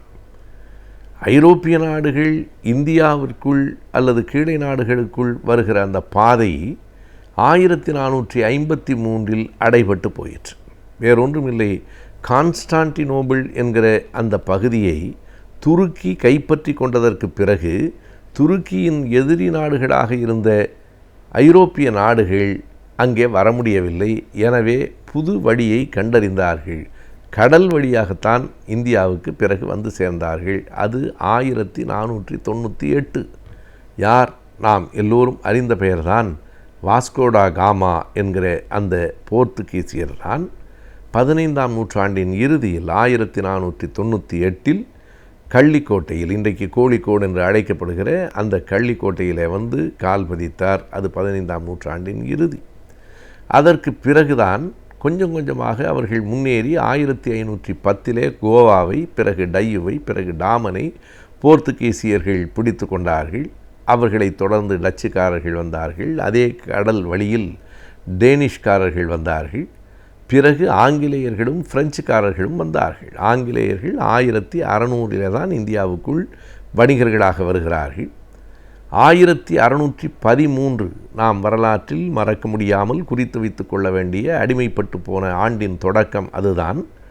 ஜஹாங்கீர் ஆண்டு கொண்டிருந்த போது அவரை சந்தித்து நாங்கள் இன்றைக்கு குஜராத் என்று அழைக்கப்படுகிற அந்த பகுதியின் ஒரு இடத்தில் நாங்கள் வணிகத்தை தொடங்கிக் கொள்ளுகிறோம் என்று அனுமதி பெற்று 1613 சூரத் என்கிற இடத்திலே தான் முதலாக வெள்ளையர்கள் கால் பதித்தார்கள். அதற்கு பின்னாலே தான் பிரெஞ்சுக்காரர்கள் வந்தார்கள். 1673 நாம் பாண்டிச்சேரி என்று இன்றைக்கு சொல்லிக் கொண்டிருக்கிற அந்த புதுவையிலே அவர்கள் கால் பதித்தார்கள். இப்படி ஐரோப்பியர்கள் மெல்ல மெல்ல வந்து கால் பதித்ததற்கு பிறகு ஏறத்தாழ 1613 4 விதமான நாட்டை சார்ந்தவர்கள் வந்ததற்கு பிறகு 200 ஆண்டுகளுக்கு பிறகு ஏறத்தாழ இந்தியாவினுடைய முழு பகுதியை, மிகச்சில பகுதிகளை தவிர, சில பகுதிகள் பிரெஞ்சுக்காரர்களிடம், சில பகுதிகள் போர்த்துகீசியர்களிடம் இருந்தன, மிக பெரும்பான்மையான இந்தியாவை இங்கிலாந்து நாட்டுக்காரர்கள், நாம் ஆங்கிலேயர்கள் என்று சொல்கிற அவர்கள் கைப்பற்றியதற்கு பிறகு 200 ஆண்டுகளுக்கு பிறகுதான் இந்தியர்களின் கல்வி பற்றி அவர்கள் சிந்தித்தார்கள். அது 1813. 20 ஆண்டுகளுக்கு ஒரு முறை கல்வியில் சில திருத்தங்களை கொண்டு வருவதும் சட்டங்களை சீரமைப்பதும் அவர்களின் பழக்கம். 1813 இந்தியர்களில் பலருக்கும் நாம் கல்வி வழங்க வேண்டும் என்று முடிவு செய்து இங்கிலாந்து அரசாங்கம் அதற்கு ஆண்டு ஒன்றுக்கு 1 லட்சம் ரூபாயை ஒதுக்கிற்று. இந்தியா முழுமைக்கும் 1 லட்சம் ரூபாய் போதுமா என்றால் 1813 1 லட்சம் ரூபாய் என்பது ஒரு பெரும் மதிப்புடையது தான். எனவே 1 லட்சம் ரூபாயை ஒதுக்கியதே தவிர அதை யாருக்கு செலவழிப்பது, எப்படி செலவழிப்பது என்கிற திட்டங்கள் ஏதுமில்லை. 1822 தாமஸ் மன்றோ இந்தியாவில் மிகப்பெரிய ஆளுநராக பொறுப்பில் இருந்தபோது, அவர் வேறு யாரும் இல்லை, அவருடைய சிலைதான் சென்னையிலே இன்றைக்கும் இருக்கிற அந்த குதிரை வீரன் சிலை என்று சொல்லப்படுகிற அந்த சிலை. அவர்தான் கல்விக்கும் வித்திட்டார், மக்கள் தொகை கணக்கெடுப்புக்கும் வித்திட்டார் என்பது வரலாற்று செய்தி. அவர் இந்த 1 லட்சம் ரூபாய் அப்படியே இருக்கிறது, வீணாக போகிறதே, இதற்கு ஏதேனும் குழு அமைத்து இதனை சரியாக செலவிட வேண்டும் என்று சொன்னார். ஆனால் அப்போதும் குழு அமைக்கப்படவில்லை. 1833 அதாவது 13 இயற்றப்பட்ட அந்த சட்டம் 20 ஆண்டுகளுக்கு பிறகு மீண்டும் ஆய்வுக்கு உட்படுத்தப்படுகிற போது அந்த 33 லார்ட் பெண்டிங், அவரை நாம் ஒரு நாள் மறக்கக்கூடாது. அவர்தான் கண்டிப்பாக கல்வியை வழங்க வேண்டும் என்று உறுதிப்பட சொன்னவர். அவருடைய காலத்திலே தான் 1833 லார்ட் மெக்காலே என்கிறவரின் தலைமையில் ஒரு குழு அமைக்கப்பட்டு இந்த ஆண்டுக்கு 1 லட்சம் ரூபாய் என்பது எப்படி செலவழிக்கப்பட வேண்டும், எப்படி கல்வி வழங்கப்பட வேண்டும் என்கிற கருத்துக்களை அறிவதற்காக அவர் நியமித்தார். அந்த குழு 1835 பிப்ரவரி மாதம் 2ஆம் தேதி ஓர் அறிக்கையை வெளியிட்டது. அந்த அறிக்கையின் அடிப்படையிலே தான் கல்வி தொடங்கிற்று. எனவே தான் அதனை மெக்காலே வழி கல்வி என்று இன்றைக்கும் நாம் சொல்லிக் கொண்டிருக்கிறோம். அன்றைக்கே வெவ்வேறு கருத்துகள் இருந்தன. தாமஸ் மன்றோவானாலும் எல்ஃபின்ஸ்டன் ஆனாலும் அவர்கள் எல்லோரும் இந்திய மொழிகளின் வழிதான் கல்வி இருக்க வேண்டும் என்று குறிப்பிட்டார்கள். ஆனால் லார்ட் மெக்காலே ஆங்கில வழி கல்விதான் கொடுக்கப்பட வேண்டும், சமஸ்கிருதத்திலும் அரபு மொழியிலும் கொடுக்கப்படுகிற கல்வி இவர்களுக்கு பயன்படாது, ஆங்கில வழி கல்விதான் கொடுக்கப்பட வேண்டும் என்று சொன்னார். அது உண்மை. தாய்மொழி கல்விக்கு மாறாக ஆங்கில மொழி வழி கல்வியை வழிமொழிந்தவர் மெக்காலே தான். அவர் மட்டுமில்லை, இந்தியாவினுடைய ஒரு மிகப்பெரிய சமூக சீர்திருத்தவாதி என்று இன்றைக்கும் நாம் கொண்டாடுகிற ராஜாராம் மோகன் ராய் அவர்களும் ஆங்கில வழி கல்விதான் வேண்டும் என்று தெரிவித்தார். அவருடைய அந்த கூற்றை ஏற்று 1835 தான் அந்த பொது கல்வி திட்டம், பப்ளிக் ஸ்கூல் ஸ்கீம் என்பது இந்தியாவிலே வந்தது. அப்போதுதான் ஒரு குறிப்பிட்ட சாதியினர் சமூகத்தினருக்கு மட்டுமான கல்வி என்பது உடைத்து எறியப்பட்டு அனைவருக்குமான கல்விக்கூடத்தின் கதவுகள் திறக்கப்பட்டன. 1835 இருந்து நடைமுறைக்கு வந்த அந்த திட்டம்தான் மெக்காலே கல்வி திட்டம் என்று இன்றைக்கும் வழங்கப்படுகிறது. அதற்கு பிறகும் ஒரு பெரிய மாற்றம் வந்தது. மறுபடியும் 20 ஆண்டுகளுக்கு பிறகு 1853 அதிலே பல்வேறு விதமான சீர்திருத்தங்கள் செய்யப்பட்டு இந்திய கல்வி மகா சாசனம் என்று ஒன்று வெளியிடப்பட்டது. அதுதான் பிறகு நீண்ட நெடுநாட்களுக்கு நிலைத்தது. இன்றைக்கும் கூட அந்த சட்டத்திலே சில திருத்தங்களை மட்டும்தான் நாம் இன்னமும் செய்து கொண்டிருக்கிறோமே தவிர இப்போதும் நம்மிடம் அடிப்படையாக இருப்பது மெக்காலே கல்வி திட்டம்தான். அந்த கல்வி திட்டத்திலே மாற்றங்கள் செய்யப்பட வேண்டும் என்பதிலே எந்த விதமான மாற்று கருத்தும் இல்லை. நாம் அந்த இடத்திலே இருந்து முன்னேற வேண்டும். ஆனால் மாற்றம், புதிய கல்வி என்கிற பெயரில் மோசத்திலிருந்து படுமோசம் என்கிற நிலையை நோக்கி நாம் போய்விடக்கூடாது. மெக்காலேயின் கல்வி திட்டம் அன்றைக்கு சரியானது தான். ஏனென்றால் அடித்தளத்தில் வீழ்ந்து கிடந்த படிப்பறிவற்ற ஒரு சமூகத்திற்கு கல்வி கொடுக்க வேண்டும் என்பது சரி. ஆனால் இன்றைக்கு அதனையும் தாண்டி தாய்மொழி வழி கல்வி வேண்டும், அறிவார்ந்த கல்வி வேண்டும், ஜனநாயக கல்வி வேண்டும், விவாதிக்கிற உரிமை கொண்ட கல்வி வேண்டும் என்கிற இடம் நோக்கி நாம் நகர வேண்டுமே அல்லாமல் அந்த கல்வி திட்டத்தை குறை சொல்லிவிட்டு பின்னோக்கி போவது மடமையிலும் மடமையாகவே முடியும். நாளுக்கு நாள் அறிவியல் மற்றும் தொழில்நுட்பங்கள் வளர்ந்து கொண்டே வருகின்றது. இவற்றில் நாம் அறிந்திருக்க வேண்டிய பல முக்கியமான தொழில்நுட்பங்களை பற்றியும் அறிவியலை பற்றியும் நாம் இன்றைய ஆலோசனை நேரத்தில் பார்க்கலாம். நம் விடியலை வாணி நிகழ்ச்சியின் அடுத்த பகுதியாக வரவிருப்பது ஆலோசனை நேரம்.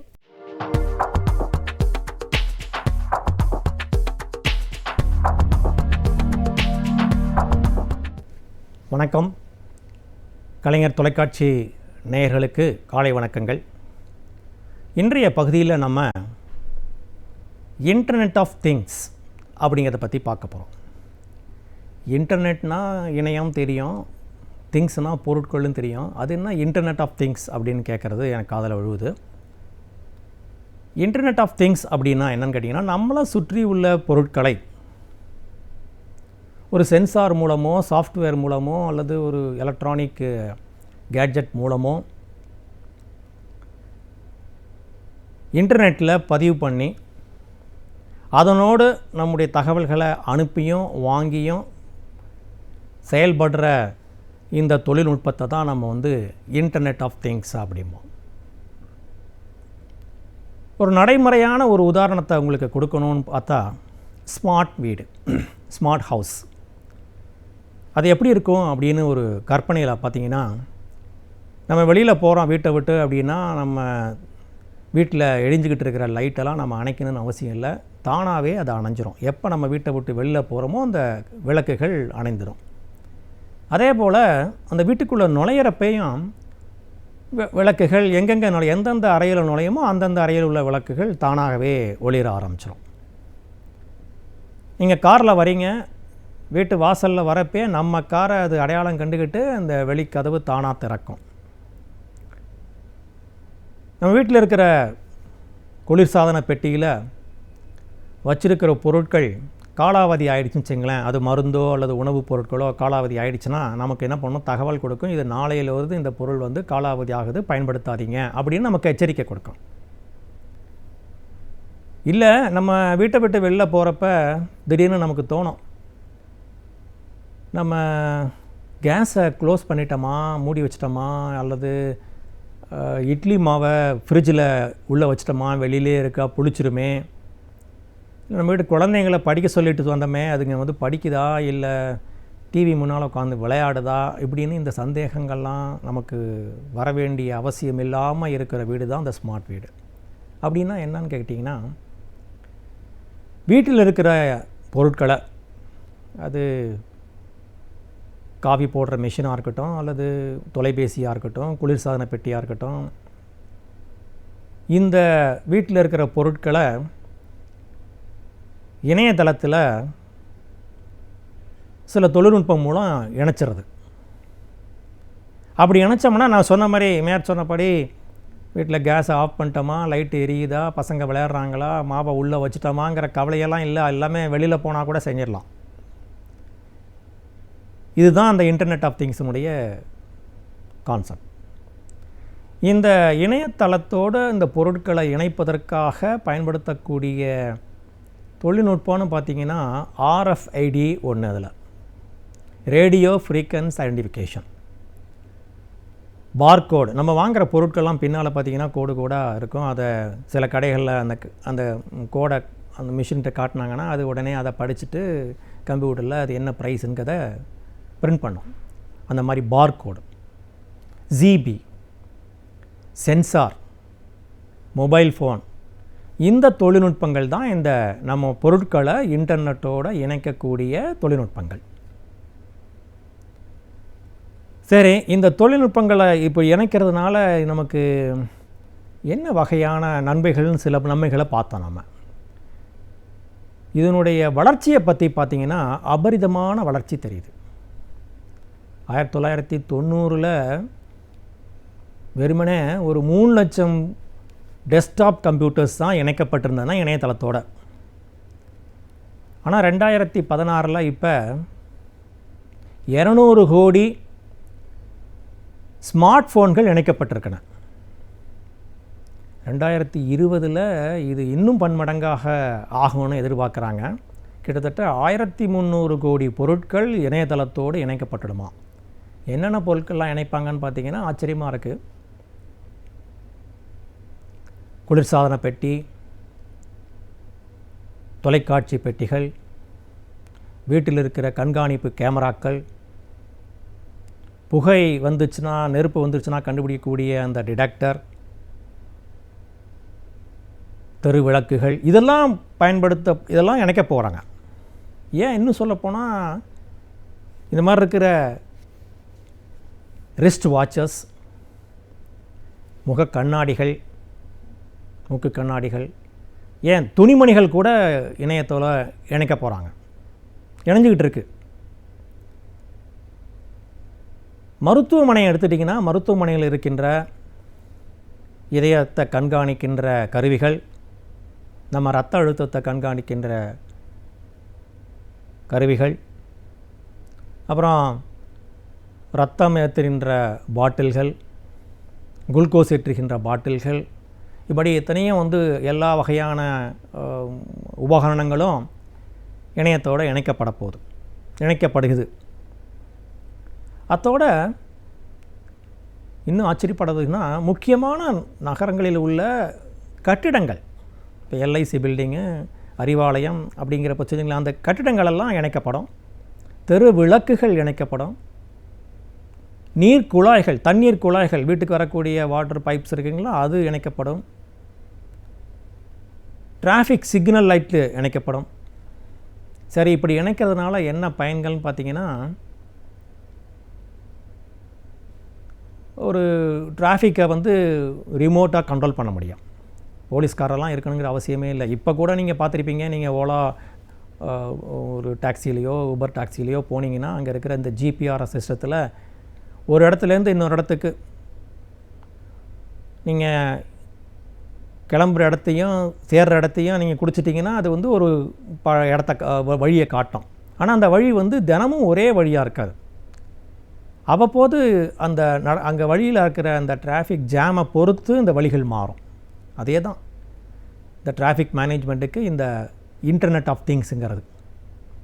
ஆக டிராஃபிக் லைட்ஸு, டிராஃபிக் சிக்னல்லாம் இணையதளத்தில் இணைச்சிட்டாங்க அப்படின்னா, எந்த இடத்துல டிராஃபிக் அதிகமாக இருக்குது, எங்கே குறைவாக இருக்குங்கிறது தெரிஞ்சிக்க முடியும். அப்புறம் நம்ம இனிமேற்கொண்டு வீட்டில் இருக்கக்கூடிய கண்காணிப்பெல்லாம் ரொம்ப சாதாரணமாகிடும். ஆட்டோமேட்டிக் டிடெக்டர் தான் எல்லாம் சென்சார் மூலம்தான். நோயாளிகளை கவனிப்பதற்கு மருத்துவர்களும் அதே போல் இந்த இன்டர்நெட் ஆஃப் திங்ஸை பயன்படுத்தலாம். இப்போ வரக்கூடிய இந்த இன்டர்நெட் ஆஃப் திங்ஸின் மூலமாக smart city, smart health, smart transport, smart building அப்படின்னு எல்லாமே ஸ்மார்ட்டாக தான் வரப்போகுது. இந்த வசதிகள் பெருக பெருக ஆச்சரியத்தக்க வகையில் நம்முடைய வாழ்க்கை முறையே மாறப்போகுது. ஆனால் இதுலேயும் சில பிரச்சனைகள் இருக்க தான் செய்யுது, செக்யூரிட்டி இஷ்யூஸு. இப்போ வீட்டில் இருக்கிற கம்ப்யூட்டரை ஹேக் பண்ண போக நம்முடைய வெப்சைட்டை ஹேக் பண்ணுற நிலைமையெல்லாம் மாறி போய், இப்போ நம்ம வீட்டில் இருக்கிற எல்லா பொருள்களுமே இணையத்தில் இணைக்கப்படுதுன்னா, ஒன்றும் இல்லை, நம்ம வீட்டில் இருக்கிற ஒரு சின்ன வாஷிங் மிஷினை ஹேக் பண்ணிட்டாங்க அப்படின்னா நம்ம நெட்வொர்க்கை முழுக்கும் அவங்களால ஹேக் பண்ண முடியும். ஸோ அந்த ஒரு பயம்தான் இப்போ இருக்க தவிர, ஆனால் இது தவிர்க்க முடியாத ஒரு தொழில்நுட்பம், வளர்ந்து வருகின்ற தொழில்நுட்பம். நம் வீட்டை நாம் மிகவும் அழகாகவும் சுகாதாரமாகவும் வைத்துக் கொள்கின்றோம். எனவே நம்மை சுற்றி இருக்கும் பகுதிகளையும் நாம் அழகாகவும் சுகாதாரமாகவும் வைத்துக் கொண்டால் நம் வாழ்வும் சிறப்பாக அமையும்.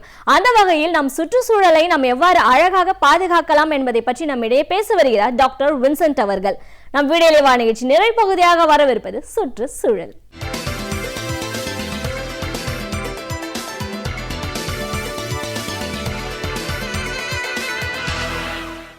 பொதுவாக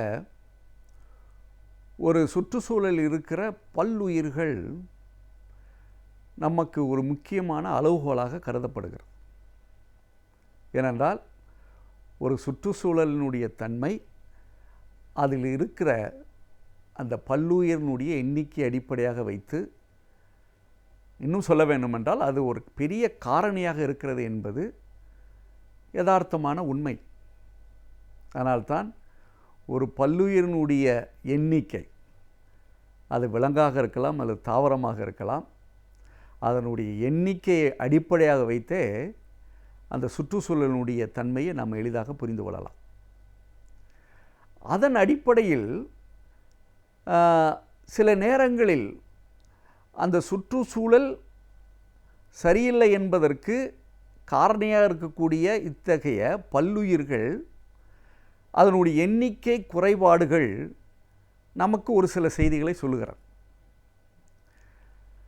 அந்த செய்தி என்னவென்று கேட்டால், நம்மிடம் இருந்து நம்மை சுற்றி இருக்கிற அந்த இடத்தில் இருக்கிற அந்த விலங்குகளோ அல்லது தாவரங்களோ காணாமல் போய்விடுகிற ஒரு சூழல். இன்னும் அதை சுருக்கமாக சொல்ல வேண்டுமென்றால், சில நேரங்களில் எக்ஸ்டிங்ஷன் ஸ்பீசிஸ் என்று சொல்வார்கள். அதாவது அழிந்துவிட்ட விலங்குகள் அல்லது தாவரங்கள், இல்லை என்றால் அழிந்துவிட்ட உயிர்கள். இன்னொன்று அழிந்து கொண்டிருக்கிற உயிர்கள். இன்றைக்கு அழிந்துவிட்ட உயிரினங்களை பற்றி ஒருபுறம் ஆராய்ச்சி நடந்து கொண்டிருக்கிறது. அதனுடைய ஒவ்வொரு சில அங்கங்களை அடிப்படையாக வைத்து எங்கேயோ கிடைக்கின்ற அத்தகைய ஒரு சில பொருள்களை வைத்து அது எத்தனை வருடங்களுக்கு முன்னாடி அது வாழ்ந்தது, அதனுடைய பெயர் என்ன, அது எங்கே வாழ்ந்தது, இது போன்ற செய்திகளெல்லாம் இன்றைக்கு நமக்கு செய்தியாக வந்து கொண்டிருக்கிறது. இன்னும் சொல்ல வேண்டுமென்றால் அதை பற்றி உள்ள குறும்படங்களெல்லாம் இன்றைக்கி அதிகமாக வந்து கொண்டிருக்கிறது. அதுபோன்றுதான் அழிந்து கொண்டிருக்கிற சில விலங்குகளை பற்றி உள்ள செய்திகளும் இன்றைக்கி நமக்கு இருக்கிறது. ஏற்கனவே நம்ம பல முறை சொல்லியிருக்கிறேன், அது தாவரங்களாக இருக்கலாம், இல்லது நம்மிடமே இருக்கிற கிளிகளாக இருக்கலாம், அல்லது வல்ச்சர் என்று சொல்லப்படுகிற அத்தகைய பறவைகளாக இருக்கலாம், இல்லை சிட்டுக்குருவியாக இருக்கலாம், அல்லது சிங்கங்களாக இருக்கலாம், புலிகளாக இருக்கலாம், யானைகளாக இருக்கலாம். இவை அனைத்துமே இன்றைக்கு நம்மை சுற்றி இருக்கிறது. ஆனால் அவை அழிந்து வருகிற விலங்குகளாக இன்றைக்கு கருதப்பட்டு கொண்டிருக்கிறது. அவ்வாறு அழிந்து கொண்டிருக்கிற இந்த உயிரினங்களை காப்பாற்றினால்தான் நம்முடைய சுற்றுச்சூழலும் பாதுகாப்பாக இருக்கிறது அல்லது இருக்கும் என்ற ஒரு நிலை நமக்கு இன்றைக்கி யதார்த்தமாகவே நமக்கு தெரிகிறது. ஆனால் ஒரு பல்லுயிர் நம்முடைய இடத்திலிருந்து அழிந்து விட்டது என்பதற்காக நாம் வருத்தப்படாமல் இருக்க முடியாது. ஆனால் தான் இன்றைக்கு செப்டம்பர் மாதத்தில் 7ஆம் தேதி நாம் கொண்டாடிய விஷயம் என்னவென்று கேட்டால், இந்த மாதிரி அழிந்து கொண்டிருக்கிற உயிரினங்களை பற்றி தெரிந்து கொள்வதற்கும் அவற்றை பாதுகாக்குவதற்கும் ஒரு உறுதி எடுத்துக்கொள்ள வேண்டும் என்பதற்காகத்தான் செப்டம்பர் 7ஆம் தேதியை நாம் இத்தகைய அழிந்து வருகிற உயிரினங்களை பற்றிய நினைவு தினமாக அனுசரித்து கொண்டு வந்தோம். இந்த தினம் சிறப்பாக இந்தியாவிற்கு அதிகமாக முக்கியத்துவம் வாய்ந்ததாக கருதப்பட்டு இன்றைக்கு கல்லூரிகளிலும் பள்ளிகளிலும் ஆராய்ச்சி கூடங்களிலும் இத்தகைய உயிரினங்களை பற்றி கணக்கெடுத்து எத்தகைய விலங்குகள் எத்தகைய தாவரங்கள் அழியும் தருவாயில் இருக்கிறது என்பதை கணக்கெடுத்து அதை பராமரிக்கிற முறையில் பல மாற்றங்களை இன்றைக்கி செய்து கொண்டு வருகிறார்கள். ஆனால் நிறைய நேரங்களில் இன்று கூட ஒரு யானையோ புலியோ அழிந்து கொண்டிருக்கிறது என்பது நாம் ஒரு எளிதாக பேசிக்கொண்டிருக்கிறோம். ஆனால் அதனுடைய விளைவு ஏற்பட்டு கொண்டிருக்கிற அந்த விளைவுகளை நாம் சிறிது ஆழமாக தெரிந்து கொள்கிற பொழுது எவ்வளவு பெரிய பாதிப்பு இந்த சுற்றுச்சூழலில் இந்த மாதிரி விலங்குகள் அழிந்ததனால் ஏற்பட்டிருக்கிறது, அல்லது இந்த மாதிரி ஒரு சுற்றுச்சூழல் சீர்கேட்டால் இத்தகைய விலங்குகள் குறைந்திருக்கிறது என்ற செய்திகளை இப்பொழுது நம்மளால் உணர முடிகிறது. அதில் மிகவும் முக்கியமானது என்னவென்று கேட்டால், பல நேரங்களில் நம்முடைய பல்லுயிர்களை துளைத்து கொண்டிருப்பதற்கே காரணம் நம்முடைய சுற்றுச்சூழலில் இருக்கின்ற சில வாழிடங்கள். நான் இதை ஏற்கனவே குறிப்பிட்டிருக்கிறேன். வாழிடங்கள் மிகவும் முக்கியமானது. ஆனால் வளர்ச்சி என்ற போர்வையிலும் அல்லது பார்வையிலுமே நாம் செய்திருக்கிற அந்த மாற்றங்கள் என்னவென்று கேட்டால், ஒட்டுமொத்தமாக அதனுடைய வாழிடத்தையே மாற்றி அமைத்து அதை ஒட்டுமொத்தமாக ஒரு வேறிடமாக மாற்றிவிட்டதனுடைய காரணமாகத்தான் அதை சார்ந்திருந்த விலங்குகளும் தாவரங்களும் எளிதாகவே அழிந்து விட்டிருக்கிறது. சில நேரங்களில் அதை மீண்டும் பெற முடியாத அளவிற்கு, இன்னும் சொல்ல வேண்டுமென்றால் இந்த த்ரெட்டன்ட் ஸ்பீசிஸ் என்று சொல்லப்படுகிற அழிந்து வருகிற அந்த உயிரினங்கள் நம்முடைய சுற்றுச்சூழலிலிருந்து நகர்ந்து விட்டால் மீண்டும் அதை பெற முடியாத அளவிற்கு அதனுடைய அழிவு இருக்கிறது என்பது இன்றைக்கு விஞ்ஞானம் சொல்கிறது. ஏனென்றால் இதுவரை நம்மிடமே இருந்த விலங்குகள், தாவரங்கள் பல நேரங்களில் இந்த மாதிரி ஒரு இடத்திலிருந்து நகர்ந்து விட்டதோ அல்லது காணாமல் சென்று விட்டதோ என்றால் மீண்டும் அதை பெற முடியாத அளவிற்கு அதனுடைய இனம் அழிந்து விடுகிறது என்பதுதான் இன்றைக்கு நமக்கு கவலை தரக்கூடியதாக இருக்கு.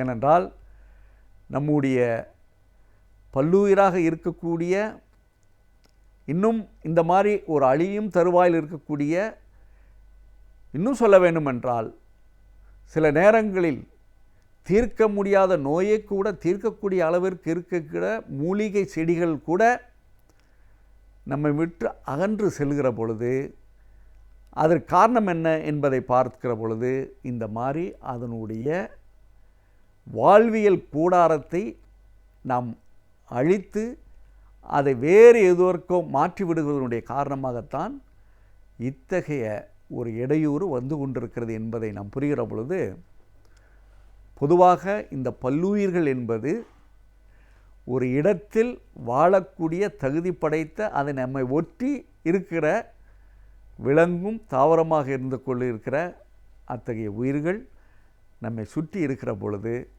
நம்முடைய சுற்றுச்சூழலும் நம்முடைய உடல் நலமும் நம்முடைய சுற்றுச்சூழல் சுகாதாரம் என்று சொல்லுமே, அந்த சுகாதாரமான ஒரு சூழலில் நாம் வாழ்ந்து கொண்டிருக்கிறோம் என்பதை நாம் புரிந்து கொள்ள வேண்டும். அதனால்தான் இது ஒரு கோட்பாடாக இது தெரிந்தால் கூட, இந்த கோட்பாடையும் தாண்டி இதில் அமைந்திருக்கிற ஒளிந்திருக்கிற அந்த உண்மைகளை நாம் தெரிந்து கொள்கிற பொழுதுதான் நம்முடைய சுற்றுச்சூழல் பாதுகாப்பு முயற்சி நம்மளை ஈடுபடுத்திக் கொள்வோம்.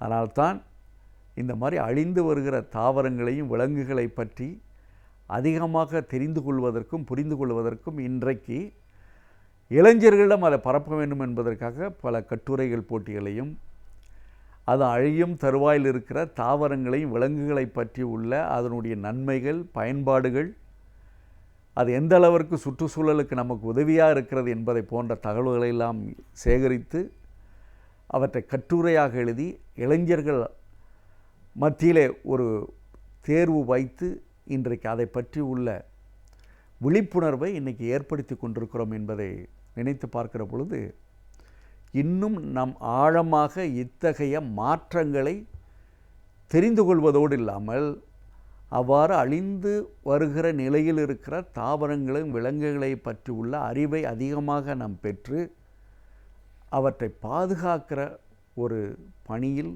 சூழ்நிலையில் நம்மளை ஈடுபடுத்தி கொள்ள வேண்டும் என்பதுதான் இந்த நாளினுடைய தகவல்களாக இருக்கிறது. ஏனென்றால் நாம் சில நேரங்களில் நேரங்களையும் காலங்களையும் வருடங்களையும் தொலைத்து கொண்டிருக்கிற போன்றே இந்த மாதிரி ஒரு விலை மதிக்க முடியாத நம்முடைய சுற்றுச்சூழல் அங்கமாக இருக்கக்கூடிய இந்த மாதிரி விலங்குகளையும் தாவரங்களையும் அழித்து கொள்வது நம்மையே அழித்து கொள்வதற்கு சமம். அதனால்தான் இந்த இயற்கையோடு வாழுகிற முறையே நமக்கு இன்பம் தருகிறது என்பதை நாம் புரிந்து கொள்கிற பொழுது, இத்தகைய இயற்கையான சூழ்நிலையில் வாழ நாம் கற்றுக்கொள்கிற பொழுது அதில் எந்த ஒரு விலங்குகளுக்கோ தாவரங்களுக்கோ பாதிப்பு ஏற்படாமல், நமக்கும் எத்தகைய பாதிப்பையும் உருவாக்காமல் நாம் வாழ முடியும் என்பதை புரிந்து கொள்கிற பொழுது, நாமும் இயற்கையும் அந்த இயற்கை சார்ந்து இருக்கிற அந்த அழகிய உயிரினங்களும் ஒன்று சேர்ந்து வாழ்கிற முறையை பழகிக்கொண்டாலே நம்முடைய சுற்றுச்சூழல் எப்பொழுதுமே நமக்கு உறுதுணையாக இருப்பதோடு இல்லாமல் அத்தகைய வாழ்க்கை முறை நமக்கு இன்பம் தரும் என்பதை புரிந்து கொள்கிற பொழுது இத்தகைய பணி நாம் நிச்சயமாக சிறப்பாக செய்வதற்கு அது வாய்ப்பாக அமையும் என்பதை தெரிந்து கொள்கிற பொழுது நம்முடைய சுற்றுச்சூழலுடைய வாழ்க்கை முறை மிகவும் இனிமையாக இருக்கும்.